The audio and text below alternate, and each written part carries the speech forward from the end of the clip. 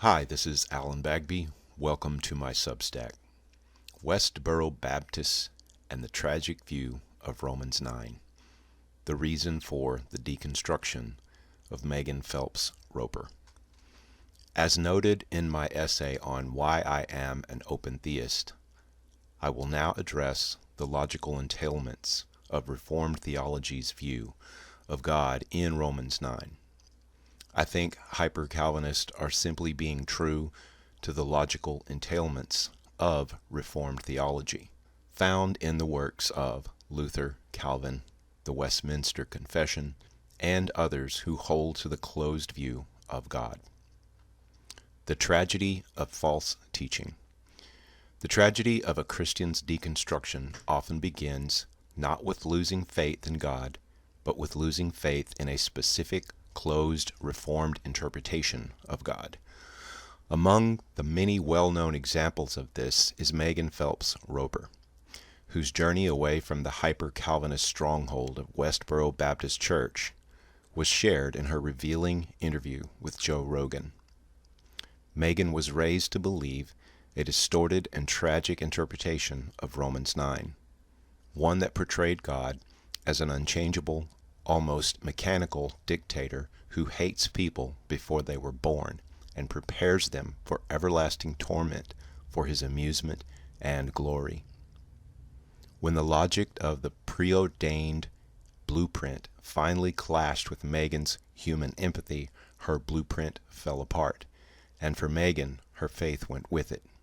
Megan thought, as many Reformed Calvinists mistakenly do, that Calvinism and Christianity are synonymous. Her hyper-Calvinism collapsed. She assumed Christianity did too. It's heartbreaking because the Romans 9 she learned isn't the one Paul wrote. Paul wasn't describing a closed system of individual damnation. He was describing a beautiful interactive view of God who is free to include everyone in his rescue mission. Nations, not individuals. The main error in Reformed interpretation is assigning individual eternal destinies to a passage about historical collective roles. When Paul writes, "Jacob I loved, but Esau I hated," Romans 9:13, he is quoting Malachi, who referred to the nations of Israel and Edom long after the twins had died. In Genesis 25:23, the prophecy specifically states, "Two nations are in your womb."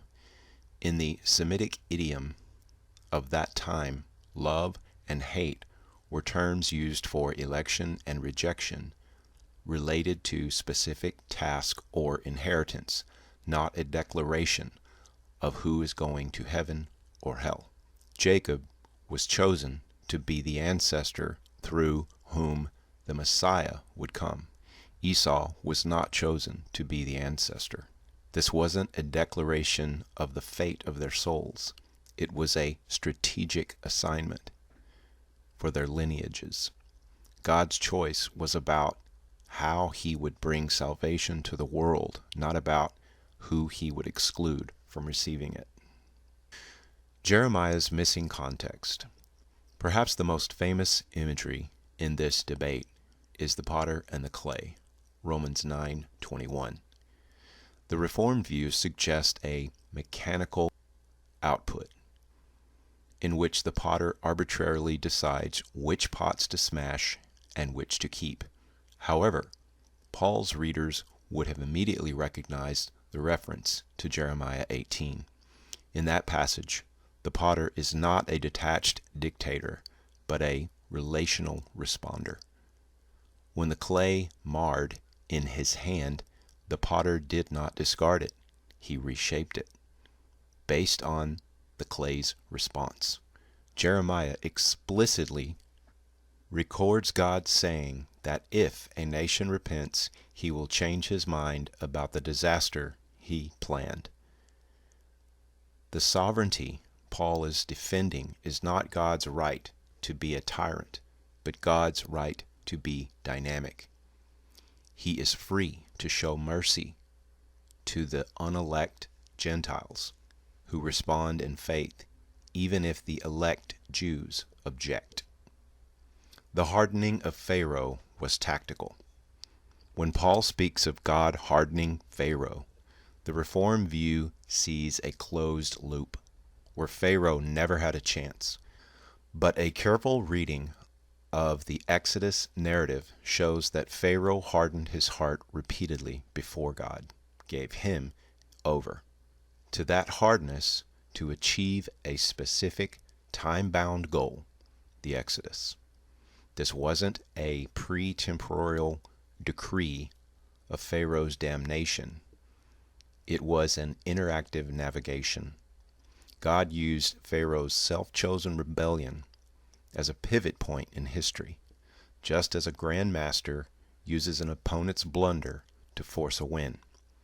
God used Pharaoh's obstinacy to display his power. Hardening is a tactical tool used in time to accomplish a redemptive end, not a fixed destination for an individual's eternity.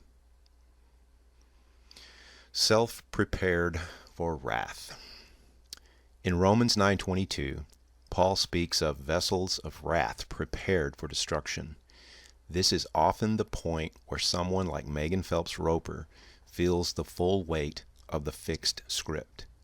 However, in the original Greek, the word for prepared is in the middle voice, which can be translated those who fitted themselves for destruction. God is described as enduring them with much patience. If God had decreed their destruction from the beginning of an unchangeable blueprint, why would God need patience? Patience only makes sense in the unfolding dialogue, where God is genuinely waiting and giving space for repentance. These vessels were not created for the trash heap. They became objects of wrath because they persistently rejected the interactive navigation of God's grace, as did Pharaoh. Freedom to include, not freedom to exclude. Ultimately, the battleground of Romans 9 is about the freedom of God. The Jews of Paul's day believed God was locked in to only saving them because of their lineage. Paul's response is a radical defense of God's right to do something new. He is saying God is sovereign, which means he is free to show mercy to the Gentiles. Megan Phelps Roper was taught by hyper-Calvinism to flip this on its head, making it about God's freedom to exclude. But Paul's point is that God is a dynamic navigator who will go outside the expected boundaries to find his children. He is not a director following a mechanical output. He is a father who is free to rearrange the seating at the table so that everyone is invited. Summary: reclaiming the character of the king.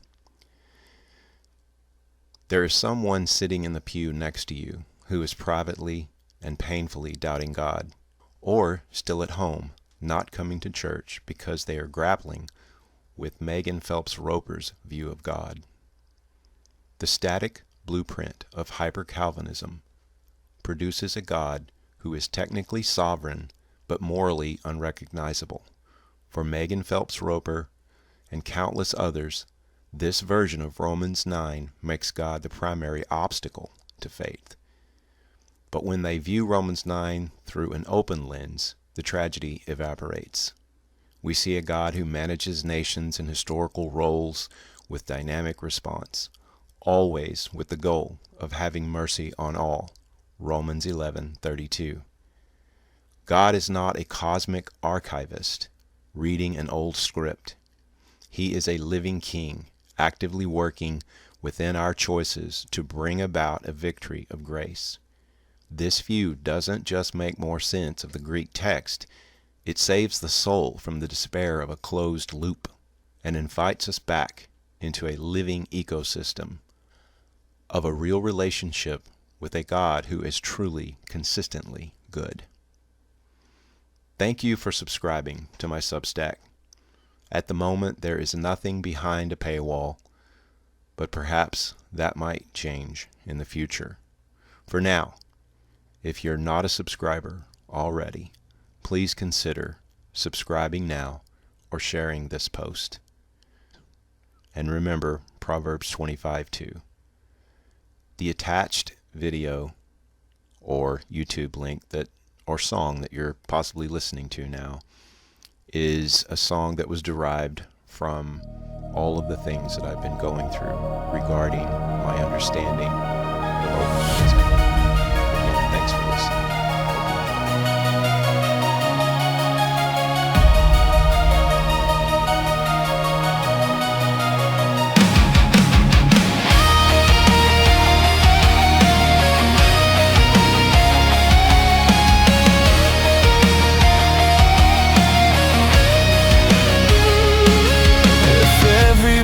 Was counted before the world began. Are we just empty echoes of a pre-appointed plan? If the end is carved in stone and the map already dry, why do we seek meaning underneath the silent sky?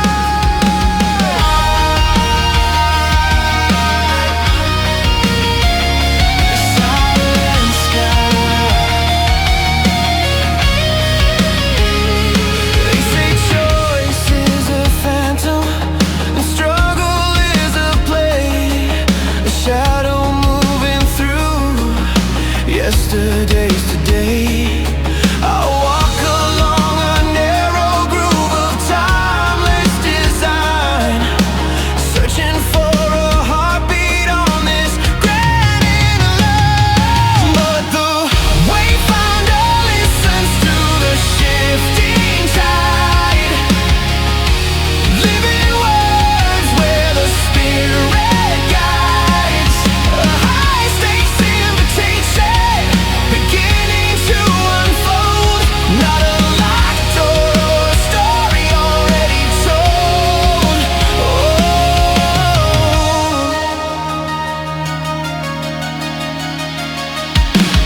If the maker molds the vessel just to break it for a show, was the answer always settled in the seeds he chose? If the door was bolted shut and the keys thrown away, what's the point of praying for the breaking of the day? But the wayfinder listens to the shifting tide, living words where the spirit guides. A high stakes invitation beginning to unfold, not a locked door or a story already told.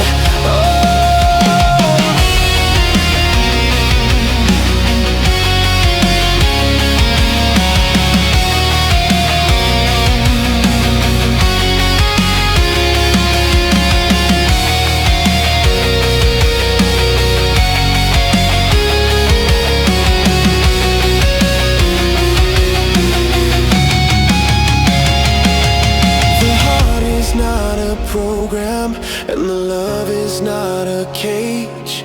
We are not silent actors on a pre-appointed stage. He leaves the door open for the yes we have to find, a strategy of brilliance that is never left behind. Now the wayfinder listens to the shifting tide, with the lane songs where the steward guides. In the freedom of the Father, let the mirror